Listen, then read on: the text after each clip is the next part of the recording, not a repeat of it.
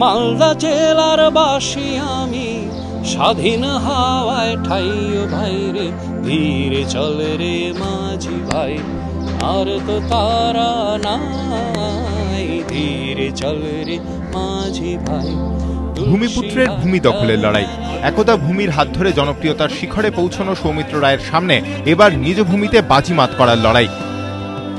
দৃশ্যত শান্ত স্বভাবের এই মিতভাষী গায়কই এবার মালদা উত্তরে তৃণমূলের প্রার্থী। কংগ্রেসের গড়ে ঘাসফুল ফোটানোর গুরুদায়িত্ব এবার তাঁরই কাঁধে।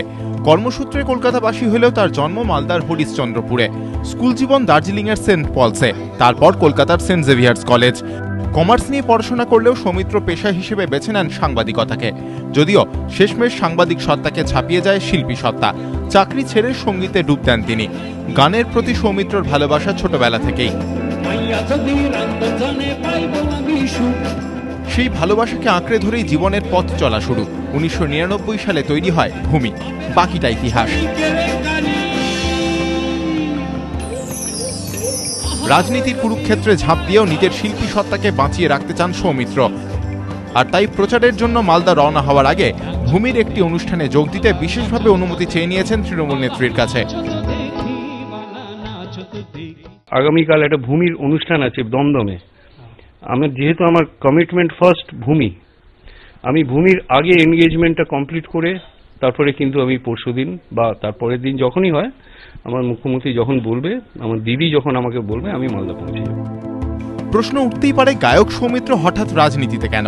সৌমিত্র বলছেন, রাজনীতিতে তিনি নতুন হলেও রাজনীতির সঙ্গে তার পরিচিতি বহু পুরনো। বরকত জেঠু আমাকে কোলে করে ঘুরিয়েছেন, তার আগে সিদ্ধার্থ বাবু আমাকে কোলে নিয়েছেন, সিদ্ধার্থ শঙ্কর রায়। ডালু কাকা, আমি এখনো ডালু কাকাকে প্রণাম করি, কারণ আমার বাবার বিশেষ বন্ধু ছিলেন। এবং আমার মা, যিনি দীর্ঘদিন রাজনীতির সাথে যুক্ত ছিলেন, মহিলা প্রদেশ কংগ্রেসের প্রেসিডেন্ট ছিলেন।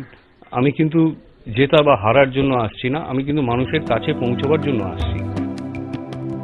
একদা গাঁধী পরিবারের সঙ্গে সম্পর্ক থাকলেও শেষমেশ তৃণমূলের প্রার্থী।